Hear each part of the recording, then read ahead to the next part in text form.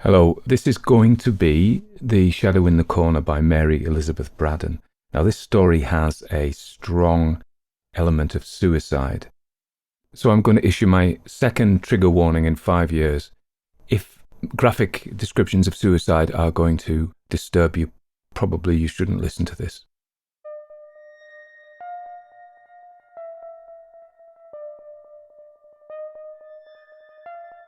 Everybody dies, don't they? Everybody come back, don't they? Isn't that so? You tried to get into the locked room today, didn't you? How do the dead come back, Mother? What's the secret? The Shadow in the Corner by Mary Elizabeth Braddon. Wildheath Grange stood a little way back from the road, with a barren stretch of heath behind it, and a few tall fir trees with straggling wind-tossed heads for its only shelter. It was a lonely house on a lonely road, little better than a lane, leading across a desolate waste of sandy fields to the seashore. And it was a house that bore a bad name among the natives of the village of Holcroft, which was the nearest place where humanity might be found. It was a good old house, nevertheless, substantially built in the days when there was no stint of stone and timber, a good old grey stone house with many gables, deep window seats, and a wide staircase, long dark passages, hidden doors in queer corners, closets as large as some modern rooms, and cellars in which a company of soldiers might have lain perdu. This spacious old mansion was given over to rats and mice, loneliness, echoes, and the occupation of 3 elderly people, Michael Bascom, whose forebears had been landowners of importance in the neighbourhood, and his 2 servants, Daniel Skegg and his wife, who had served the owner of that grim old house ever since he left the university, where he had lived 15 years of his life, 5 as a student and 10 as professor of natural science. At 33, Michael Bascom had seemed a middle-aged man. At 56, he looked and moved and spoke like an old man.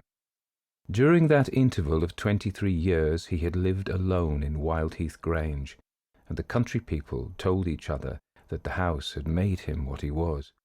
This was a fanciful and superstitious notion on their part, doubtless, yet it would not have been difficult to have traced a certain affinity between the dull grey building and the man who lived in it. Both seemed alike remote from the common cares and interests of humanity. Both had an air of settled melancholy, engendered by perpetual solitude. Both had the same faded complexion, the same look of slow decay. Yet, lonely as Michael Bascom's life was at Wildheath Grange, he would not on any account have altered its tenor. He had been glad to exchange the comparative seclusion of college rooms for the unbroken solitude of Wildheath. He was a fanatic in his love of scientific research, and his quiet days were filled to the brim with labours that seldom failed to interest and satisfy him. There were periods of depression, occasional moments of doubt when the goal towards which he strove seemed unattainable, and his spirit fainted within him. Happily, such times were rare with him.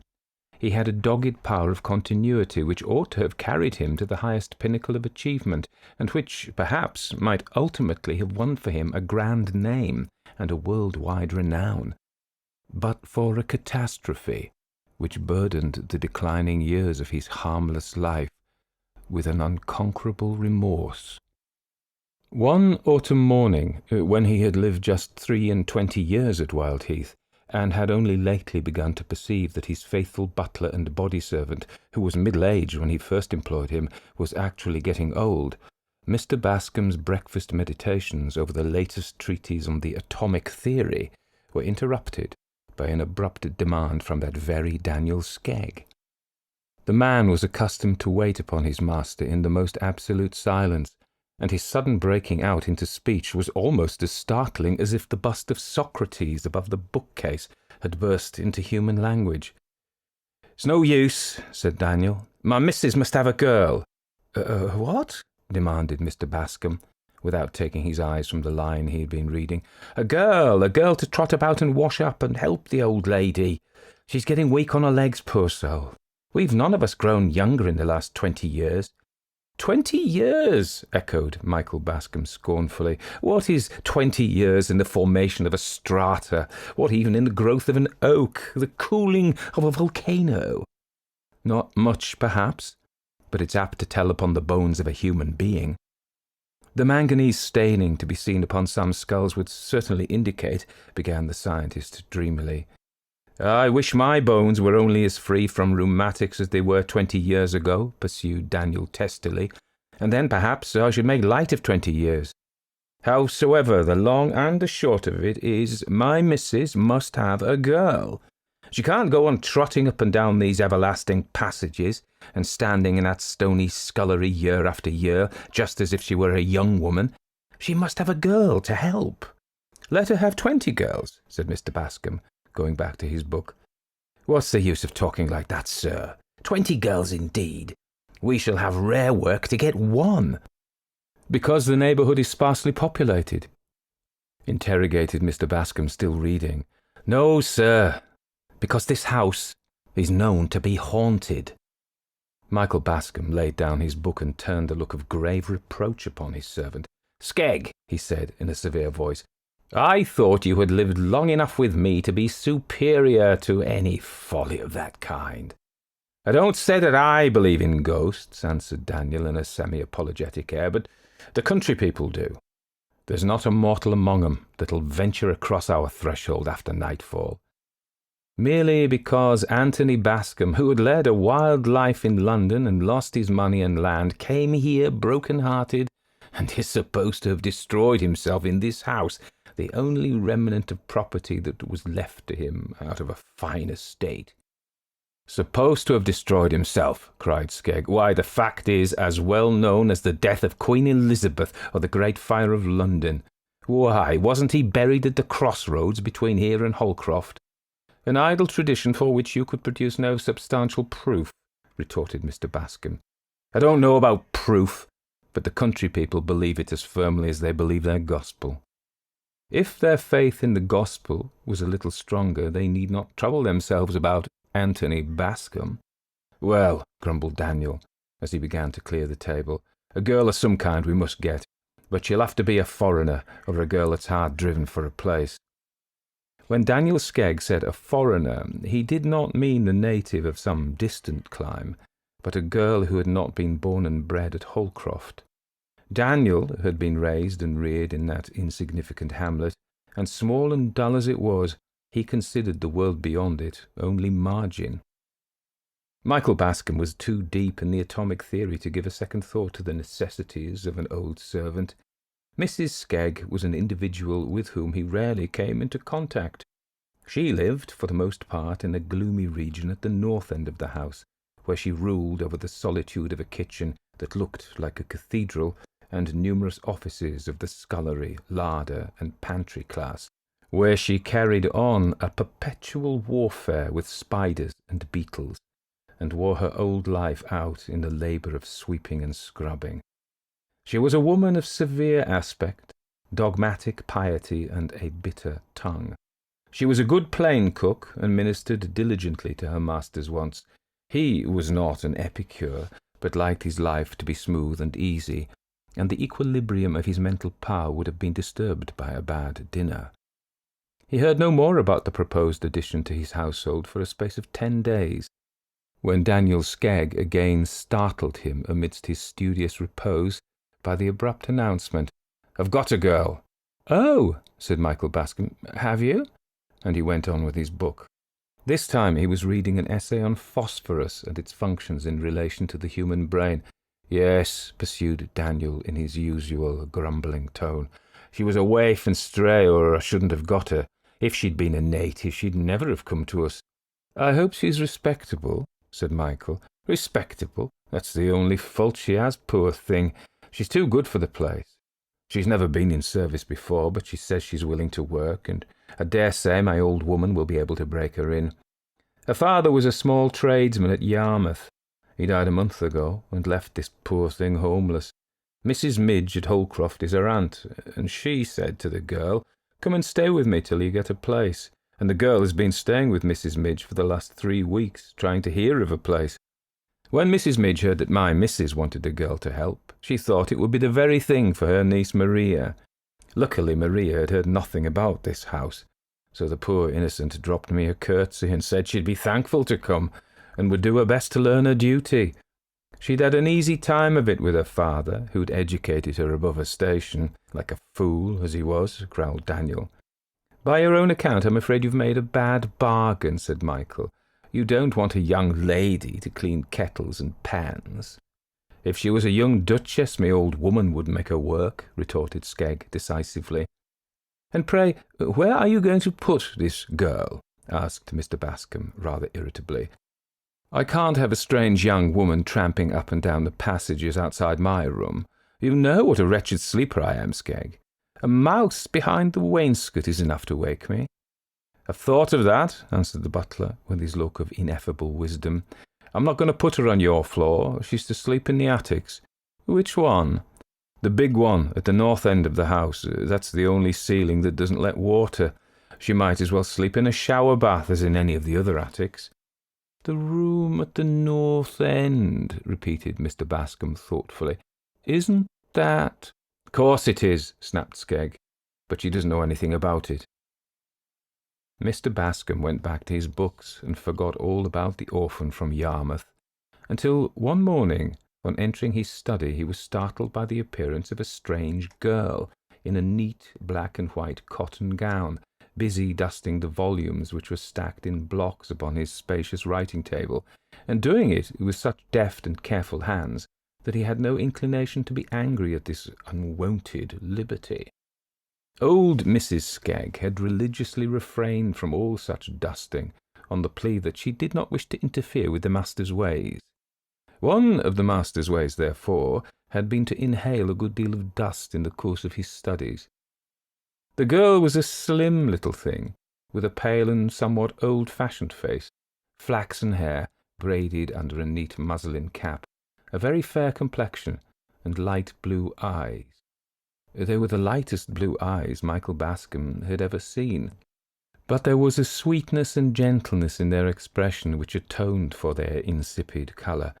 "Hope you don't object to my dusting your books, sir," she said, dropping a curtsy. She spoke with a quaint precision which struck Michael Bascom as a pretty thing in its way. "No, I don't object to cleanliness, so long as my books and papers are not disturbed. If you take a volume off my desk, replace it in the spot you took it from. That's all I ask." "I'll be very careful, sir." "When did you come here?" "Only this morning, sir." The student seated himself at his desk, and the girl withdrew, drifting out of the room as noiselessly as a flower blown across the threshold. Michael Bascom looked after her curiously. He had seen very little of youthful womanhood in his dry-as-dust career, and he wondered at this girl, as at a creature of a species hitherto unknown to him. How fairly and delicately she was fashioned! What a translucent skin! What soft and pleasing accents issued from those rose-tinted lips! A pretty thing, assuredly, this kitchen wench. A pity that in all this busy world there could be no better work found for her than the scouring of pots and pans. Absorbed in his consideration about dry bones, Mr. Bascom thought no more of the pale-faced handmaiden. He saw her no more about his rooms. Whatever work she did there was done early in the morning, before the scholars' breakfast. She had been a week in the house, when he met her one day in the hall. He was struck by the change in her appearance. The girlish lips had lost their rosebud hue. The pale blue eyes had a frightened look, and there were dark rings round them, as in one whose nights had been sleepless, or troubled by evil dreams. Michael Bascom was so startled by an undefinable look in the girl's face that, reserved as he was by habit and nature, he expanded so far as to ask her what ailed her. "There is something amiss, I'm sure," he said. "What is it?" "Nothing, sir," she faltered, looking still more scared at his question. Indeed, it is nothing, or nothing worth troubling you about. Nonsense. Do you suppose because I live among books I have no sympathy with my fellow creatures? Tell me what is wrong with you, child. You have been grieving about the father you have lately lost, I suppose. No, sir, it's not that. I shall never leave off being sorry for that. It is a grief which will last me all my life. What, there is something else then? Asked Michael impatiently. I see you're not happy here. Hard work does not suit you. I thought as much. Oh, sir, please don't think that, cried the girl very earnestly. Indeed, I'm glad to work, glad to be in service. It's only... She faltered and broke down, the tears rolling slowly from her sorrowful eyes despite her effort to keep them back. Only what? Cried Michael, growing angry. The girl is full of secrets and mysteries. What do you mean, wench? I know it's very foolish, sir, but I'm afraid of the room where I sleep. Afraid? Why? Shall I tell you the truth, sir? Will you promise not to be angry? I will not be angry if you will only speak plainly, but you provoke me by these hesitations and suppressions. And please, sir, don't tell Mrs. Skegg that I've told you. She would scold me, or perhaps even send me away. Mrs. Skegg shall not scold you. Go on, child. You may not know the room where I sleep, sir. It's a large room at one end of the house, looking towards the sea. I can see the dark line of water from the window, and I wonder sometimes to think that that is the same ocean I used to see when I was a child at Yarmouth. It's very lonely, sir, at the top of the house. Mr. and Mrs. Skegg sleep in a little room near the kitchen, you know, sir, and I'm quite alone on the top floor. Skegg told me you had been educated in advance of your position in life, Maria. I should have thought the first effect of a good education would have been to make you superior to any foolish fancies about empty rooms. Oh, pray, sir, do not think it's any fault in my education. Father took such pains with me. He spared no expense in giving me as good an education as a tradesman's daughter need wish for. And he was a religious man, sir. He did not believe. Here she paused, with a suppressed shudder. In the spirits of the dead appearing to the living, since the days of miracles, when the ghost of Samuel appeared to Saul. He never put any foolish ideas into my head, sir. I hadn't a thought of fear when I first lay down to rest in the big lonely room upstairs. Well, what then? But on the very first night, the girl went on breathlessly, I felt weighed down in my sleep, as if there was some heavy burden laid upon my chest. It was not a bad dream, but it was a sense of trouble that followed me all through my sleep, and just at daybreak, it begins to be light a little after 6, I woke suddenly with the cold perspiration pouring down my face. I knew that there was something dreadful in the room. What do you mean by something dreadful? Did you see anything? Not much, sir, but it froze the blood in my veins, and I knew it was this that had been following me and weighing upon me all through my sleep. In the corner, between the fireplace and the wardrobe, I saw a shadow, a dim, shapeless shadow, produced by an angle of the wardrobe, I dare say. No, sir, I could see the shadow of the wardrobe, distinct and sharp, as if it had been painted on the wall. This shadow was in the corner, a strange, shapeless mass. Oh, if it had any shape at all, it seemed— What? Asked Michael eagerly. The shape of a dead body, hanging against the wall. Michael Bascom grew strangely pale, yet he affected utter incredulity. Poor child, he said kindly, you have been fretting about your father until your nerves are in a weak state and you're full of fancies. A shadow in the corner indeed. Why, at daybreak every corner is full of shadows. My old coat flung upon a chair will make you as good a ghost as you need care to see. Oh, sir, I've tried to think it's my fancy, but I've had the same burden weighing me down every night. I've seen the same shadow every morning. But when broad daylight comes, can you not see what stuff your shadow is made of? No, sir. The shadow goes before it's broad daylight. Of course, just like other shadows. Come, get these silly notions out of your head, or you'll never do for the workaday world. I could easily speak to Mrs. Skegg and make her give you another room, if I wanted to encourage you in your folly, but that would be about the worst thing I could do for you. Besides, she tells me that all the other rooms on that floor are damp, and no doubt if she shifted you into one of them, you would discover another shadow in another corner, and get rheumatism into the bargain. No, my good girl, you must try to prove yourself the better for a superior education. I'll do my best, sir, Maria answered meekly, dropping a curtsy. Maria went back to the kitchen sorely depressed. It was a dreary life she led at Wildheath Grange, dreary by day, awful by night, for the vague burden and the shapeless shadow, which seemed so slight a matter to the elderly scholar, were unspeakably terrible to her. Nobody had told her that the house was haunted, yet she walked about those echoing passages wrapped round with a cloud of fear. She had no pity from Daniel Skegg and his wife. Those two pious souls had made up their minds that the character of the house should be upheld, so far as Maria went. To her, as a foreigner, the Grange should be maintained to be an immaculate dwelling, tainted by no sulphurous blast from the underworld. A willing, biddable girl had become a necessary element in the existence of Mrs. Skegg. That girl had been found, and that girl must be kept. Any fancies of a supernatural character must be put down with a high hand. "Ghosts, indeed," cried the amiable Skegg. "Read your Bible, Maria, and don't talk no more about ghosts." "There are ghosts in the Bible," said Maria, with a shiver at the recollection of certain awful passages in Scripture she knew so well.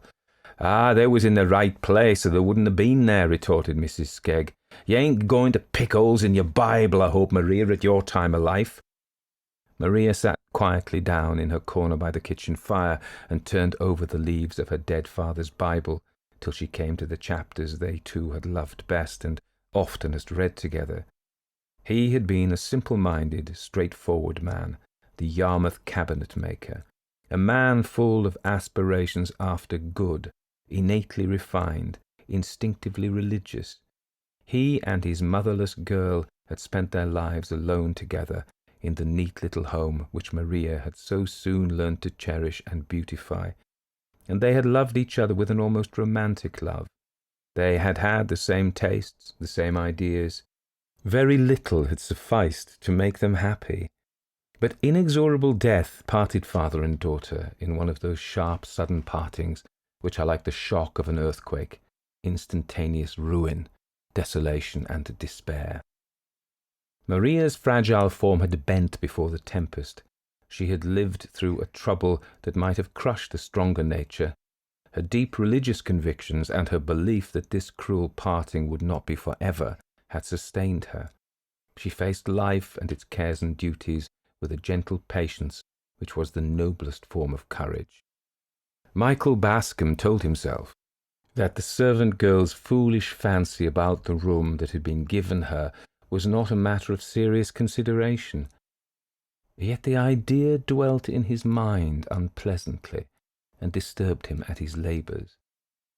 The exact sciences require the complete power of a man's brain, his utmost attention, and on this particular evening Michael found that he was only giving his work a part of his attention. The girl's pale face, the girl's tremulous tones thrust themselves into the foreground of his thoughts. He closed his book with a fretful sigh, wheeled his large armchair round to the fire, and gave himself up to contemplation. To attempt study with so disturbed a mind was useless. It was a dull grey evening, early in November. The student's reading lamp was lighted, but the shutters were not yet shut, nor the curtains drawn. He could see the leaden sky outside his windows, the fir-tree tops tossing in the angry wind.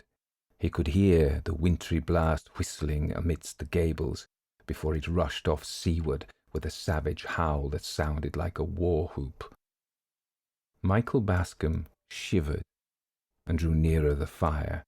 "It's childish, foolish nonsense," he said to himself. "Yet it's strange she should have that fancy about the shadow. For they say Anthony Bascom destroyed himself in that room. I remember hearing it when I was a boy from an old servant whose mother was housekeeper at the great house in Anthony's time. I never heard how he died, poor fellow, whether he poisoned himself or shot himself or cut his throat, but I've been told that that was the room. Old Skeggs heard it too.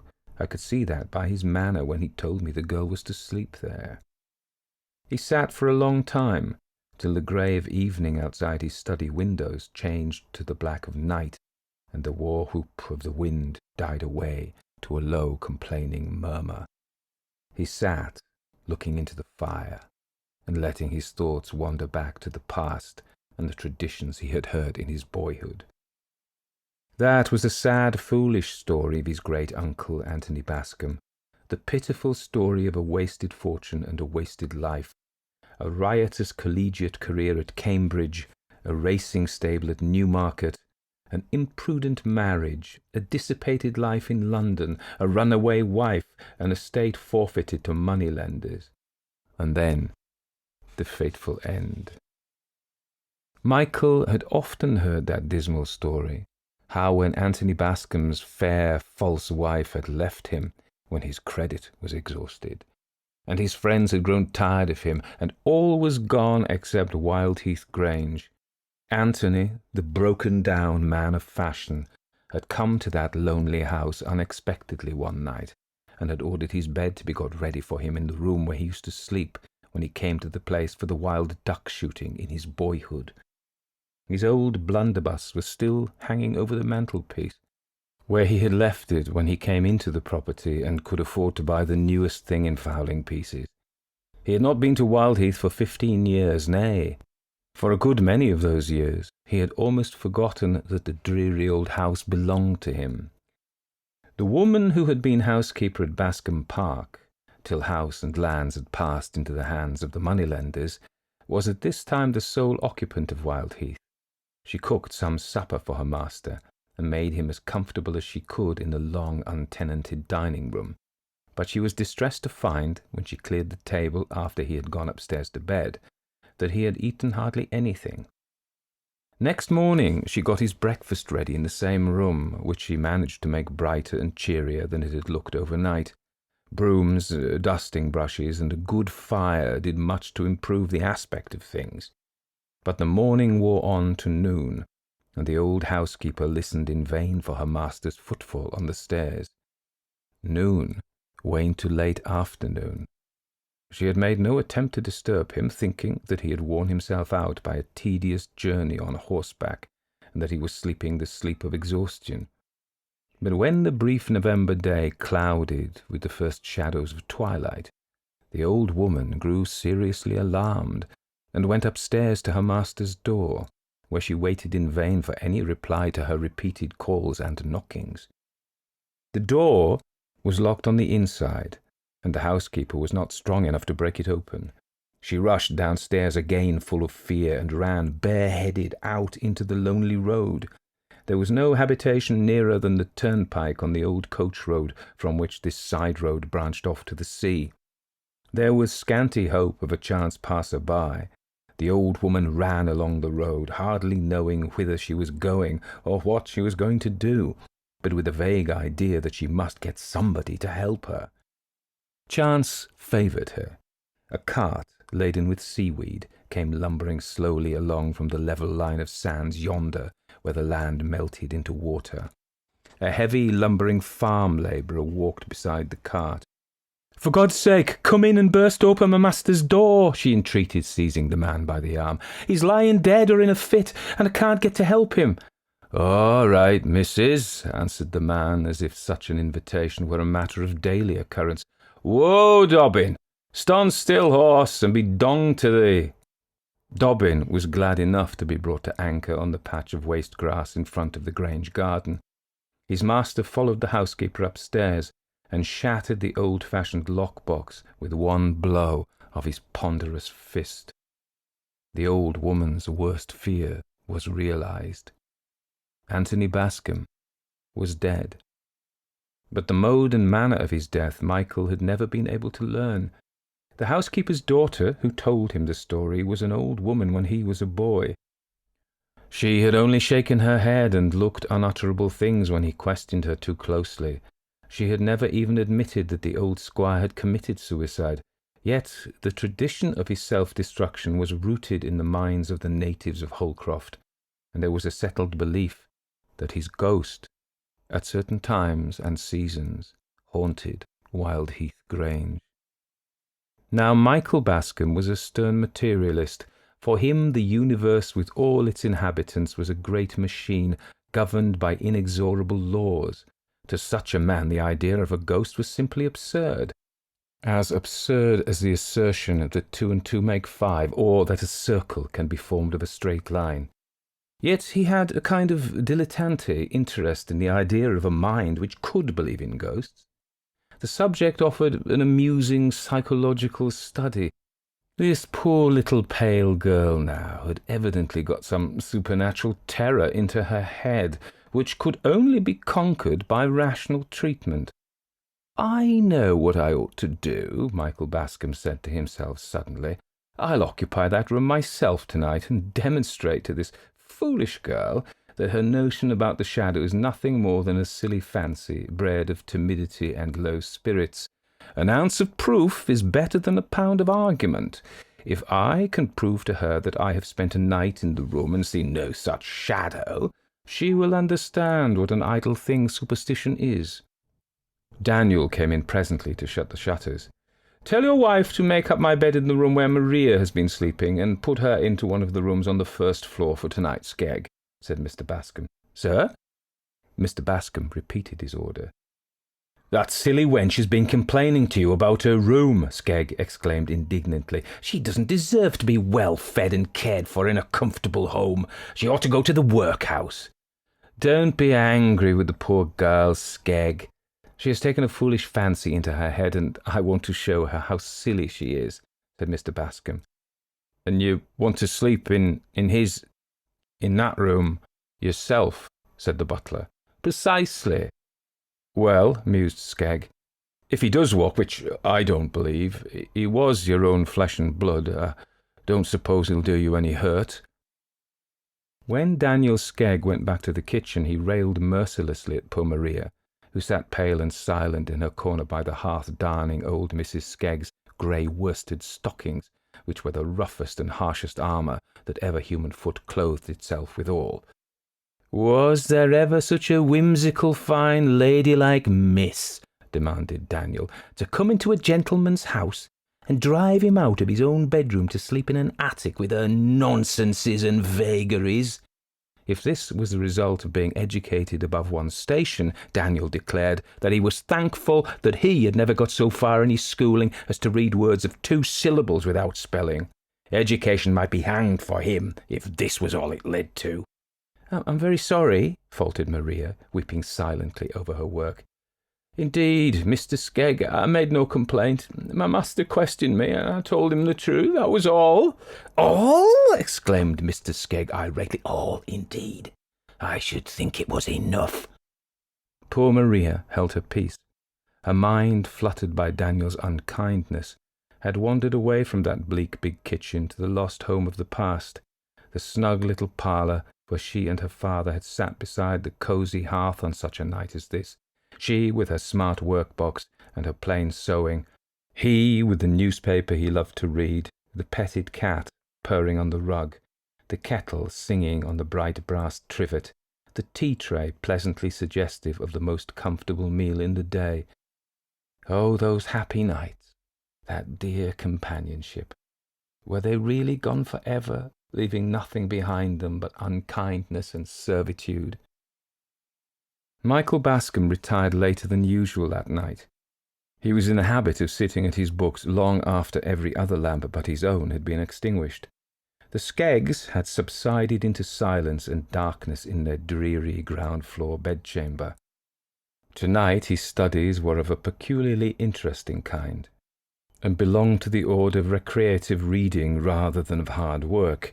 He was deep in the history of that mysterious people who had had their dwelling-place in the Swiss lakes, and was much exercised by certain speculations and theories about them.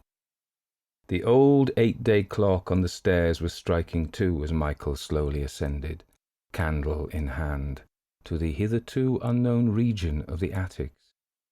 At the top of the staircase he found himself facing a dark narrow passage which led northwards, a passage that was in itself sufficient to strike terror into a superstitious mind, so black and uncanny did it look.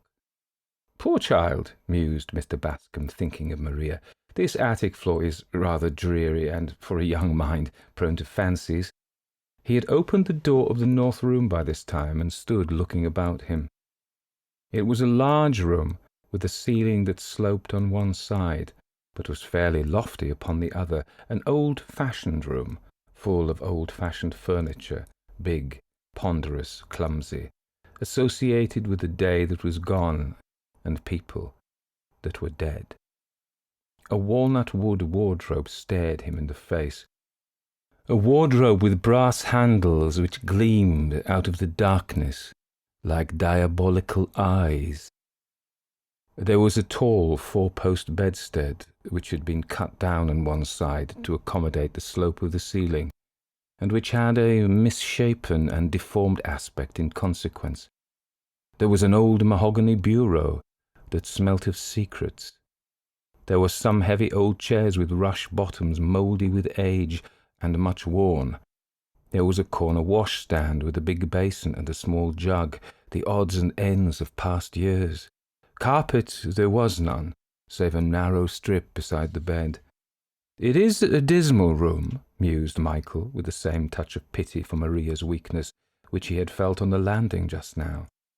To him it mattered nothing where he slept, but having let himself down to a lower level by his interest in the Swiss lake people, he was in a manner humanized by the lightness of his evening's reading, and was even inclined to compassionate the weaknesses of a foolish girl. He went to bed, determined to sleep his soundest.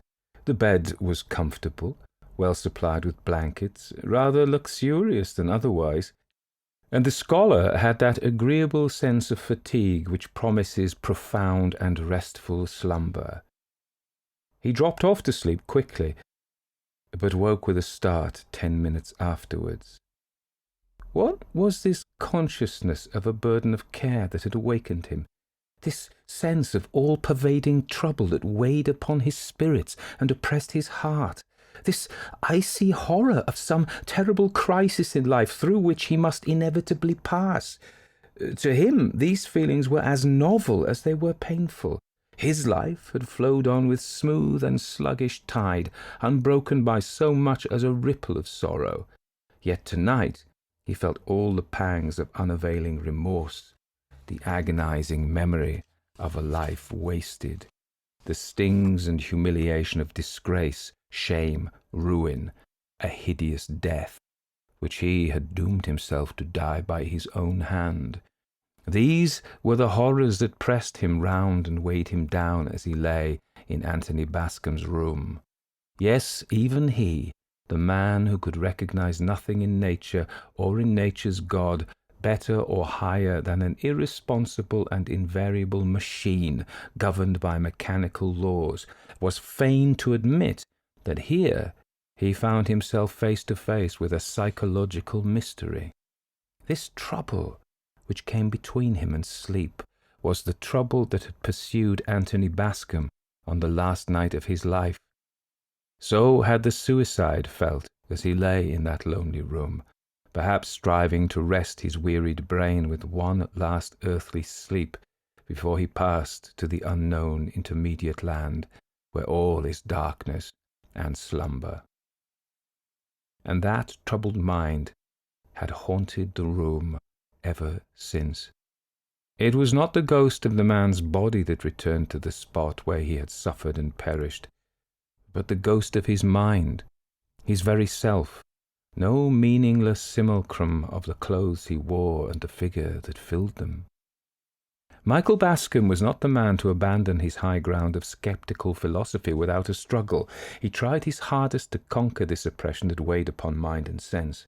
Again and again he succeeded in composing himself to sleep, but only to wake again and again to the same torturing thoughts, the same remorse, the same despair. So the night passed in unutterable weariness, for though he told himself that the trouble was not his trouble, that there was no reality in the burden, no reason for the remorse, these vivid fancies were as painful as realities, and took as strong a hold upon him. The first streak of light crept in at the window, dim and cold and grey. Then came twilight, and he looked at the corner between the wardrobe and the door. Yes, there was the shadow. Not the shadow of the wardrobe only, that was clear enough, but a vague and shapeless something which darkened the dull brown wall, so faint, so shadowy that he could form no conjecture as to its nature or the thing that it represented. He determined to watch this shadow till broad daylight, but the weariness of the night had exhausted him, and before the first dimness of dawn had passed away, he had fallen fast asleep, and was tasting the blessed balm of undisturbed slumber. When he woke, the winter sun was shining in at the lattice, and the room had lost its gloomy aspect. It looked old-fashioned and grey and brown and shabby, but the depth of its gloom had fled with the shadows and the darkness of the night. Mr. Bascombe rose refreshed by a sound sleep, which had lasted nearly 3 hours. He remembered the wretched feelings which had gone before that renovating slumber, but he recalled his strange sensations only to despise them, and he despised himself for having attached any importance to them. Indigestion, very likely, he told himself, or perhaps mere fancy engendered of that foolish girl's story. The wisest of us is more under the dominion of imagination than he would care to confess. Well, Maria shall not sleep in this room any more. There is no particular reason why she should, and she shall not be made unhappy to please old Skegg and his wife. When he had dressed himself in his usual leisurely way, Mr. Bascombe walked up to the corner where he had seen or imagined the shadow, and examined the spot very carefully. At first sight he could discover nothing of a mysterious character. There was no door in the papered wall, no trace of a door that had been there in the past. There was no trapdoor in the worm-eaten boards. There was no dark, ineradicable stain to hint at murder. There was not the faintest suggestion of a secret or a mystery. He looked up at the ceiling. That was sound enough, save for a dirty patch here and there where the rain had blistered it. Yes, there was something, an insignificant thing, yet with a suggestion of grimness which startled him. About a foot below the ceiling, he saw a large iron hook projecting from the wall, just above the spot where he had seen the shadow of a vaguely defined form. He mounted on a chair the better to examine this hook and to understand, if he could, the purpose for which it had been put there. It was old and rusty. It must have been there for many years. Who could have placed it there, and why? It was not the kind of hook upon which one would hang a picture or one's garments. It was placed in an obscure corner. Had Anthony Bascombe put it there on the night he died? Or did he find it there, ready for a fatal use? If I were a superstitious man, thought Michael, I should be inclined to believe that Anthony Bascombe hung himself from that rusty old hook. "Sleep well, sir?" asked Daniel as he waited upon his master at breakfast. "Admirably," answered Michael, determined not to gratify the man's curiosity. He had always resented the idea that Wildheath Grange was haunted. "Oh, indeed, sir, you were so late that I fancied—" "Late? Yes, I slept so well that I overshot my usual hour for waking. But, by the way, Skegg, as that poor girl objects to the room, let us sleep somewhere else. It can't make any difference to us." "And it may make some difference to her," muttered Daniel in his grumpy way. "You didn't see anything queer up there, did you?" "See anything? Of course not." "Well, then, why should she see things? It's all a silly fiddle-faddle." "Never mind. Let her sleep in another room." "There ain't another room on the top floor that's dry." "Then let her sleep on the floor below. She creeps about quietly enough, poor little timid thing. She won't disturb me." Daniel grunted, and his master understood the grunt to mean obedient assent. But here Mr. Bascom was unhappily mistaken. The proverbial obstinacy of the pig family is as nothing compared with the obstinacy of a cross-grained old man, whose narrow mind has never been illuminated by education. Daniel was beginning to feel jealous of his master's compassionate interest in the orphan girl. She was a sort of gentle, clinging thing that might creep into an elderly bachelor's heart unawares, and make herself a comfortable nest there. We shall have fine carryings on, and me and my old woman will be nowhere if I don't put my heel pretty strong upon this nonsense, Daniel muttered to himself as he carried the breakfast tray to the pantry. Maria met him in the passage. "Well, Mr. Skegg, what did my master say?" she asked breathlessly. "Did he see anything strange in the room?" "No, girl, what should he see? He said you were a fool." "Nothing disturbed him, and he slept there peacefully," faltered Maria. "Never slept better in his life." "Now don't you begin to feel ashamed of yourself?" "Yes," she answered meekly. "I'm ashamed of being so full of fancies. I'll go back to my room tonight, Mr. Skegg, if you like, and I'll never complain of it again." "I hope you won't," snapped Skegg. "You've given us trouble enough already." Maria sighed and went about her work in saddest silence. The day wore slowly on, like all other days in that lifeless old house. The scholar sat in his study. Maria moved softly from room to room, sweeping and dusting in the cheerless solitude. The midday sun faded into the grey of afternoon, and evening came down like a blight upon the dull old house. Throughout that day Maria and her master never met. Anyone who had been so far interested in the girl as to observe her appearance would have seen that she was unusually pale, and that her eyes had a resolute look, as of one who was resolved to face a painful ordeal. She ate hardly anything all day. She was curiously silent. Skegg and his wife put down both these symptoms to temper. "She won't eat and she won't talk," said Daniel to the partner of his joys. "That means sulkiness, and I never allowed sulkiness to master me when I was a young man, when you tried it on me as a young woman, and I'm not going to be conquered by sulkiness in my old age." Bedtime came, and Maria bade the Skeggs a civil good night, and went up to her lonely garret without a murmur. The next morning came, and Mrs. Skegg looked in vain for her patient handmaiden when she wanted Maria's services in preparing the breakfast. "The wench sleeps sound enough this morning," said the old woman. "Go and call her, Daniel. My poor legs can't stand them stairs." "Your poor legs are getting uncommon useless," muttered Daniel testily as he went to do his wife's behest. He knocked at the door and called Maria, once, twice, thrice, many times. But there was no reply. He tried the door and found it locked. He shook the door violently, cold with fear. Then he told himself that the girl had played him a trick. She had stolen away before daybreak and left the door locked to frighten him. But no, this could not be, for he could see the key in the lock when he knelt down and put his eye to the keyhole. The key prevented his seeing into the room. "She's in there laughing in her sleeve at me," he told himself, "but I'll soon be even with her." There was a heavy bar on the staircase, which was intended to secure the shutters of the window that lighted the stairs. It was a detached bar, and always stood in a corner near the window, which it was but rarely employed to fasten. Daniel ran down to the landing and seized upon this massive iron bar, and then ran back to the garret door. One blow from the heavy bar shattered the old lock, which was the same lock the carter had broken with his strong fist 70 years before. The door flew open, and Daniel went into the attic, which he had chosen for the stranger's bedchamber. Maria was hanging from the hook in the wall. She had contrived to cover her face decently with her handkerchief.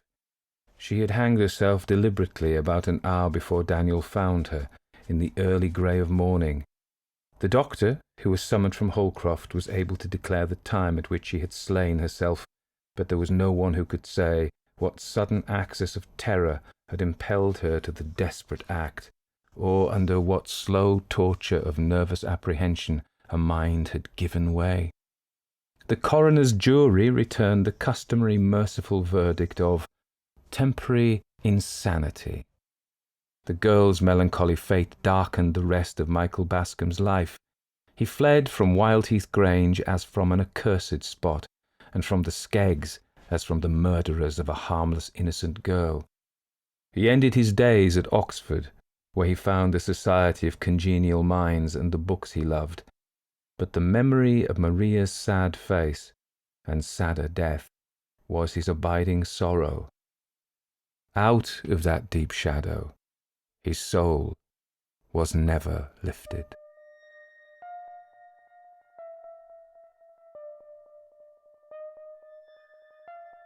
Everybody dies, don't they? Everybody come back, don't they? Isn't that so? You tried to get into the locked drawer today, didn't you? How do the dead come back, Mother? What's the secret? So that was The Shadow in the Corner by Mary Elizabeth Braddon. And it was my second ever trigger warning. I did one on His Beautiful Hands, I think. I'm not really in favour of trigger warnings, in that if they are trigger warnings about cultural issues, about cultural differences, so a story written in the 1890s, they have a different cultural attitude towards meat eating, let's just say, for the sake of argument. I'm not going to issue that. Even, and we know classically, classism, ableism, sexism, misogynism, you're going to find that in those old books. And I think, well, they to me, personally, aren't as existentially threatening as suicide, particularly. I've worked for 20 years in crisis teams with people who are suicidal, and I've worked with their families, and so perhaps I am sensitive to that. So, if you think I'm overreacting, well, please understand where I'm coming from. Anyway, let's get to talk about Mary Elizabeth Braddon. She was born in 1835 and died in 1915. She died in London, in Soho. I guess it wasn't as seedy as it became. I don't think it's particularly seedy now. It's more restaurants and stuff now. But when I lived in London in the kind of 80s, early 90s, yeah, it was seedy. So, but that's got nothing to do with the story. So she was one of 3 siblings born to Henry Braddon, a solicitor of Cornish descent. I like the Cornish, and Fanny White, who was Irish. When Braddon was just 4 years, it doesn't mean I don't like the Irish either. Just, you've got to be careful these days. Somebody's going to be hitting the comment section. No, I do love everybody, me. When Braddon was just 4 years old, her parents separated and she remained with her mother, who instilled in her a love of literature, particularly the works of Dickens, Thackeray and Bulwer Lytton. He wrote a couple of cracking fantasy horror stories. At the age of 17, Braddon began a career on the stage under the pseudonym Mary Seton, performing mainly in provincial theatres from 1852 to 1859. And in those days, that was quite a racy thing for a woman to do, as most actresses were considered little better than women of ill repute. However, she decided to leave the stage in 1860 to pursue writing full-time following the publication of her first novel, The Octoroon, or The Lily of Louisiana, in 1859. Probably she wouldn't get that published with that title now. Braddon's breakthrough came with the publication of Lady Audley's Secret in 1862, which established her as the queen of sensation in the burgeoning genre of sensation novels. Wilkie Collins was the king of sensation. Her personal life became intertwined with her professional life when she met publisher John Maxwell in 1860. If you're a writer, get together with a publisher. Good planning. They began living together. I'm not suggesting that there wasn't an element of romantic love there, in case any of you are tempted to write a comment. Didn't you know that he loved her? Somebody will do that, They began living together in 1861, although they were unable to marry until 1874 due to Maxwell's first wife being confined to a lunatic asylum. I can see more comments there. He was a beast. All that kind of stuff. If you know about it, yeah, I'm interested in the facts. I'm not interested in your factless outrage, though. But if you do have some facts, or even informed opinions, they're welcome. So we don't know about his wife, do we?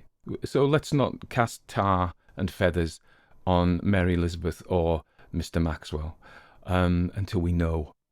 I came across a great meme on the internet which said, practice not having an opinion on subjects about which you are not informed. I thought, do you know what? That would turn the whole internet upside down. And the Olympics, of course, because people who know nothing about curling or figure skating, or I think breakdancing was in it, they will talk about it as if they're experts and criticise the athletes. I've said that somewhere else before. And I quoted my grandfather's statement that, if you begin to dig a hole in the morning, by being doing it an hour, 5 men will have come up and told you that you're doing it wrong and you should do it some other way. And then shortly afterwards, you will learn that none of them have ever dug a hole before in their lives. So, yeah, people are very keen on delivering their opinions about which they know nout. So I'm a bit testy this morning, aren't I? I'm a bit peppery. Anyway, so Braddon, who I love, not in that sense. I don't know her and she's dead. I'm not related to her, so that's okay. Braddon was incredibly prolific, writing over 80 novels as well as plays, essays, short stories and poems. She also edited literary magazines including Temple Bar and Belgravia. Despite facing criticism for the sensational nature of her work, Braddon continued to write prolifically until her death on February 4th, 1915 in Richmond upon Thames. So she was born in Soho and moved a mile or two southwest to Richmond upon Thames. Why, one place is as good as another. I've been travelling around a lot recently, and I've come to that conclusion. One place is as good as another. You might as well stop where you are. Her last novel, Mary, was published posthumously in 1916. I've done a couple of Mary Braddon stories now, and one of my faves is The Cold Embrace. For Gothic great stories, I don't know why people don't listen to it. It's one of there are certain stories on the channel that surprise me. Sometimes I do a story and I actually think it's relatively mediocre and it gets loads of views and people love it. And then I do a story which I love, which is The Cold Embrace. Gothic or what? And it's just overlooked. And I think, it's the thumbnail. So I change the thumbnail. My theory of thumbnails is if it's got a house on it, it'll get views. If it's got anything else, it won't. People are weird. Anyway, The Shadow in the Corner is a ghost story written by M.E. Braddon, published in 1879. As you know, it tells a tragic tale of Maria, unaware of the haunting of the house and the terrible incident that had happened there. I thought that she, at the end, when she has Michael Bascom, his descendant, I think it's his great uncle who killed himself, and Michael Bascom, Anthony Bascom, that is, good name, and Michael Bascom, the great-grandnephew, he who now owns it, the man of science, I think she really conjures up the feelings of despair that Anthony Bascom, and she talks about how he's infected with the energy of the room, in a sense. She doesn't use those terms, but I think that's what she's saying. And he kind of gets the vibe of the desperate man and feels something of his despair and desperation. I thought she did that really well. I think the way that she described how he felt was rang true, I suppose. That reminded me of the stone tape theory. So this is a paranormal hypothesis that says that hauntings are due to the stones. And Nigel Neal, who I've done a couple of his stories, did a 1972 BBC television play called The Stone Tape. Fantastic. You can get it on YouTube. It's really good. I mean, it's very sort of British 1972. People with sideburns and turtleneck sweaters saying, "Hey, Joan, are you going to the cellar?" And things like that. But it's really good. So the theory is, it wasn't his theory, but he popularised it, that certain materials, particularly stone, can absorb and store energy from traumatic or emotionally charged events. So the emotion of a murder or a suicide or anything like that is going to seep into the bricks, the stone particularly. And I've heard people say that it's something to do with crystals. Honestly, nobody knows, and it's probably made up. But yeah, it is made up, really. But, let's not say that. Maybe in the future somebody will say, no, the truth was there all along, Tony Walker, and you did it down. And you had an opinion about something about which you were not informed, so shut your gob. So anyway, quartz, so sandstone has mica crystals in. We know kind of crystals. Sheila's got a room full of crystals. She's now become a crystal hunter. We were in Arundel in Sussex a couple of weeks ago, and there was this market there, and there was a lady there selling all sorts of odds and ends, and she had these rough crystals that weren't polished or anything, and Sheila kind of gave me the nod and the wink, and I got them for a knockdown price, and she went to her friend who is who commercially sells crystals, and she said, you got some real deals there.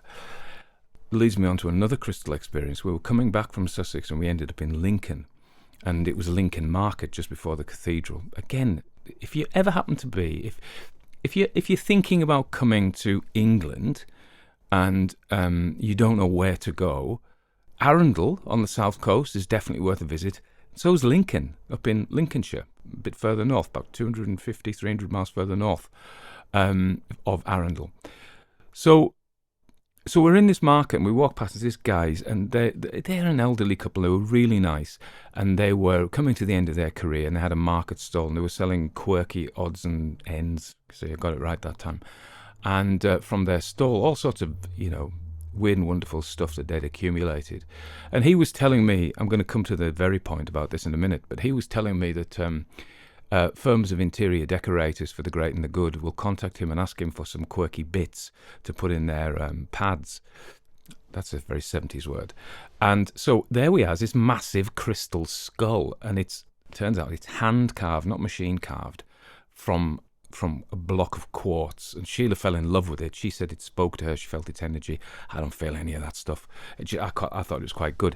Apparently Johnny Depp had owned this skull, and because apparently this guy was telling us he was hired to provide items for, I don't know how many flats, houses Johnny Depp has got in London, but one was in Soho, interestingly, and the other was in Kensington, and I think this was in the Soho, and this was probably during his Pirates of the Caribbean, because they were filming in London, so it would make sense for him to have that. But he obviously didn't like it that much, and it's downstairs with us now. Cost an arm and a leg, mind. But she reckons it's worth twice. So it is a crystal. See how I've segued back into stone tape theory? We've got some of Johnny Depp's vibes in our house, for better or for worse. I have no... everybody's controversial these days. I don't know the guy. He's never done anything to me, and I thought I quite like his acting. And I don't know whether he's good or bad, but I'm willing to give him the benefit of the doubt. And so the vibes may be okay. Somebody will comment, no, he's an evil man, how dare you, I'm unsubscribing. Yeah, I am peppery today. So anyway, stone tape theory. So, it's my little note says, it's a pseudo-scientific theory, not accepted in mainstream science. Don't let us get on to Rupert Sheldrake's ideas of morphic resonance, which I like. You are a... Oh, no, here we go again. There's going to be some more comments, aren't there? He is a charlatan and a fraud, and you, by giving credence to his ideas, are spreading evil in the world. Somebody actually accused me of being an agent of the New World Order. I haven't even met them. I don't know who they are. And if I'm their agent, they're not paying me anything.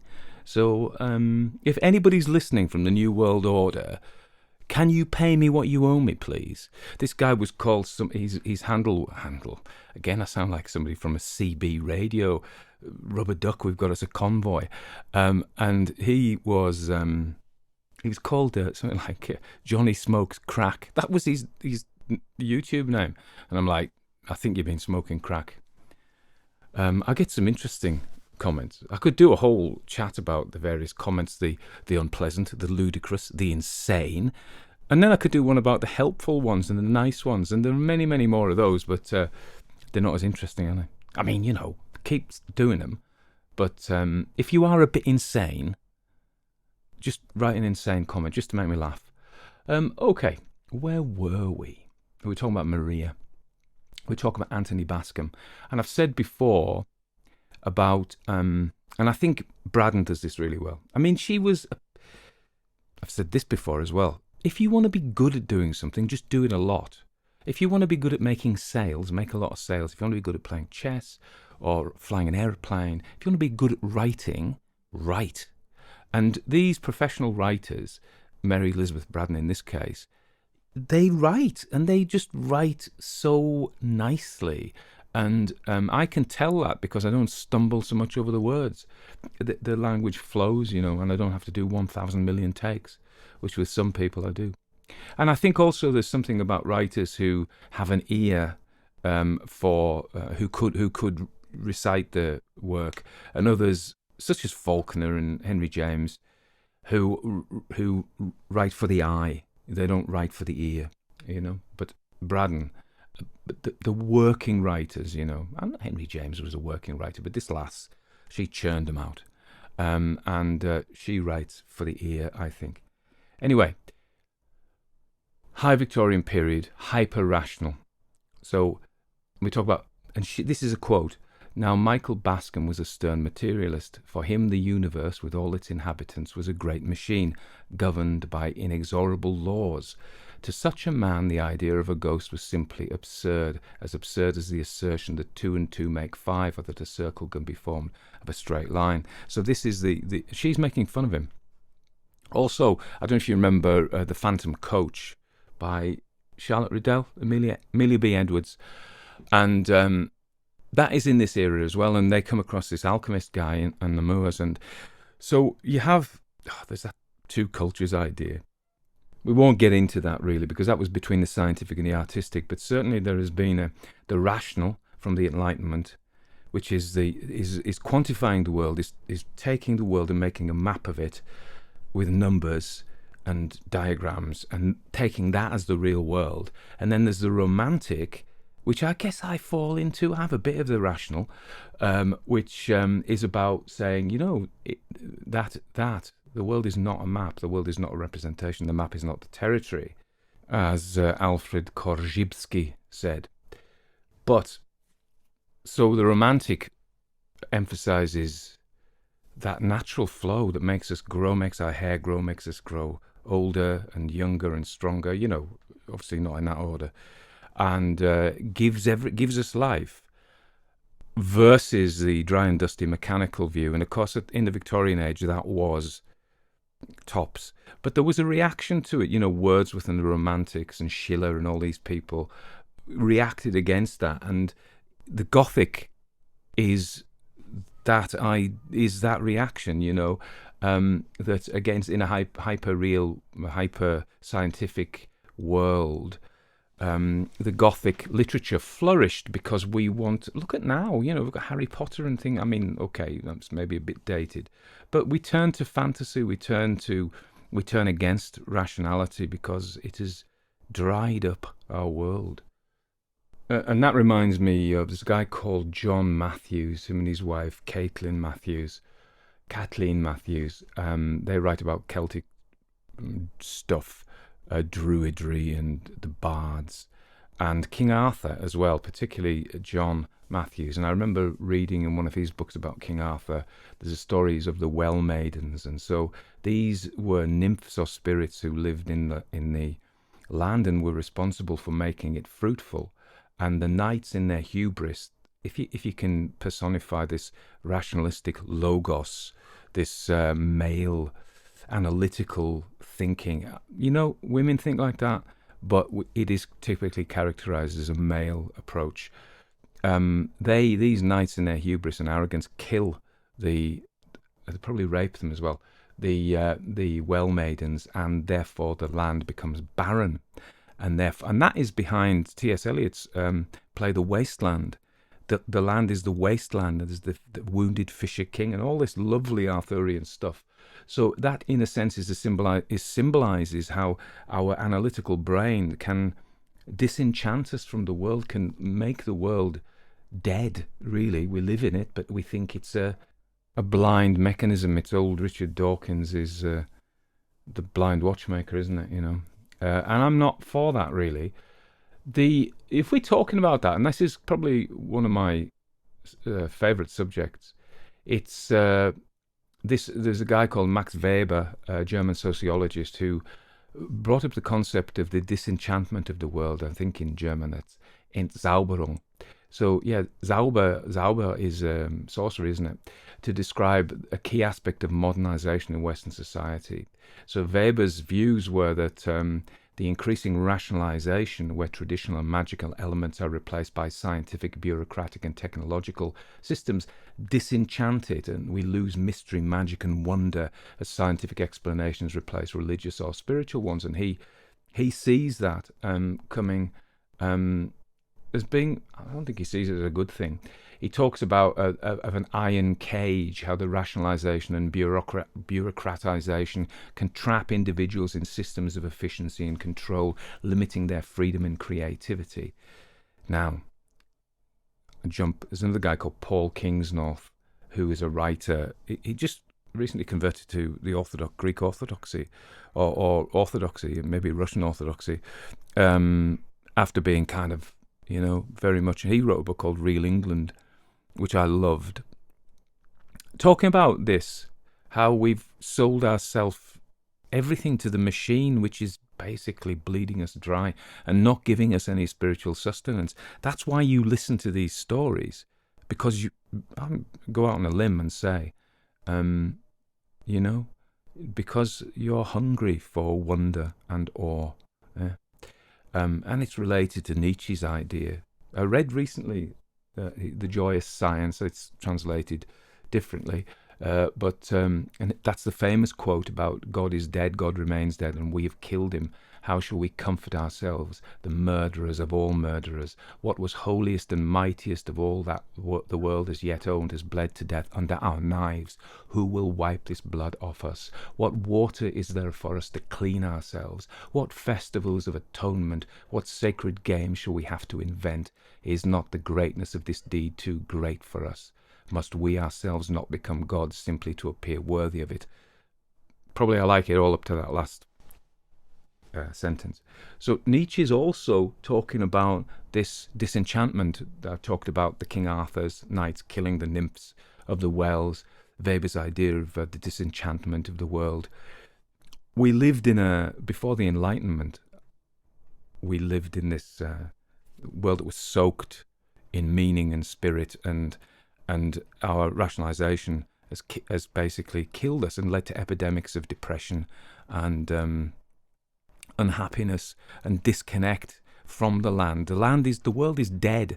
So in this view, it's just a dead machine. So we can do what we want to it. We don't have to relate to it as a person or as an organism.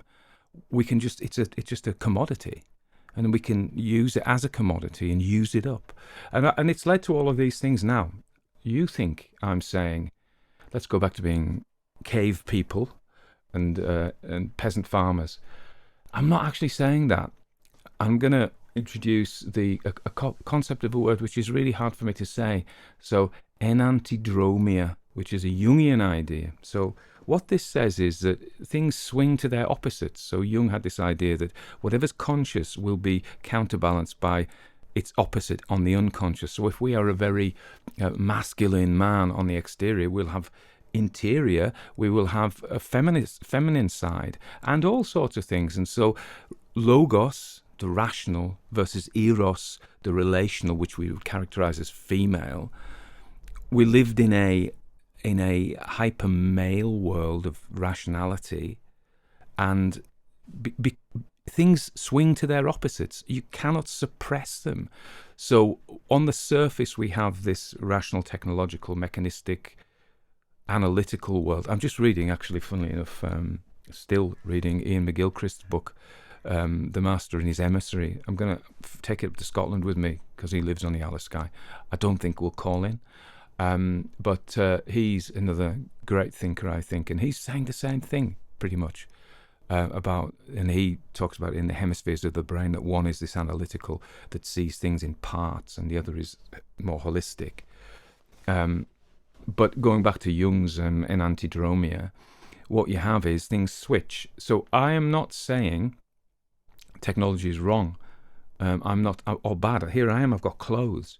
I'm talking to a microphone. But if one thing becomes preponderant, if that's a word, preponders, no, that's not a word, then the opposite will surge up. And you can argue that for better or for worse. And actually, I'm not even. I have a preference for the romantic and the mystical, but I do like the rational as well. I love apps and productivity apps and Tana and Heptabase and all of these things. I love them, and technology. But I also like the mystical as well. Maybe so. We have all of these things in us, and if one becomes too strong, then the other will rise up from the unconscious. And I think, at the risk of getting 1 million comments, we lived in a masculine world. It's a man's world, as James Brown said. But and he said it, but without a woman. I can't remember the words, but And now what we're seeing is a feminization of the world, including all the yeah, maybe not, but we are less certain of our gender identity than we were. I mean, and individuals, this is what's going to get the comments. Individuals have a different view on that. I mean, I think I know what I am, but all I'm saying is it's like a natural process. It's like the tide coming in. It's like the day and the night. If we can step back from it and remove any kind of shoulds and oughts and goods and bads, we can just see that the pendulum will swing both ways. I've gone a long way from Braddon, but I think she was poking fun at Bascom. Let's kind of get back to the story.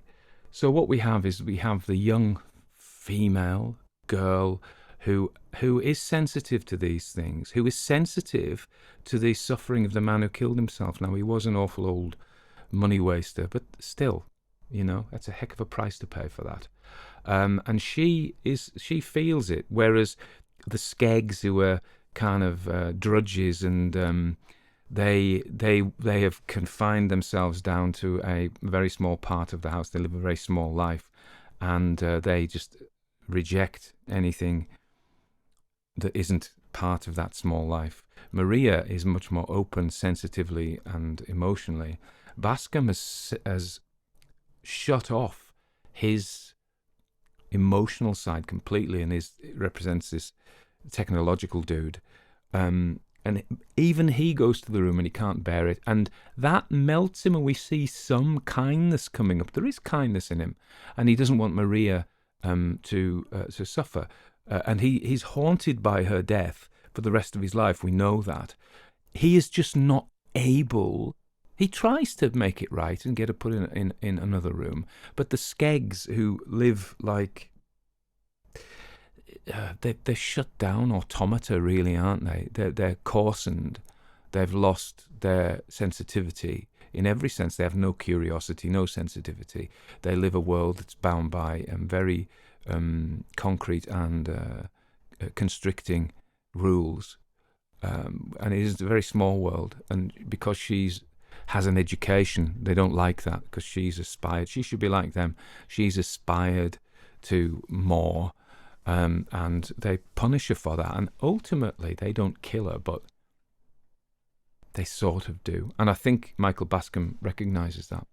So we've had a bit of a runaround thinking-wise. It's amazing what you can get out of a story.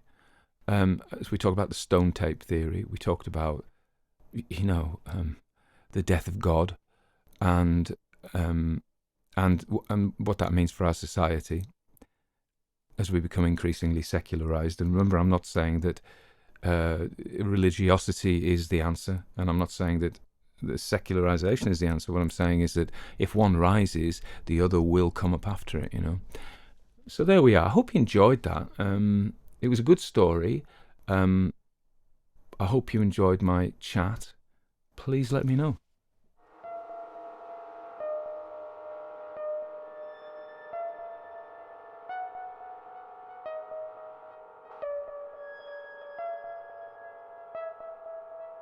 Everybody dies, don't they? Everybody come back, don't they? Isn't that so? Isn't that so?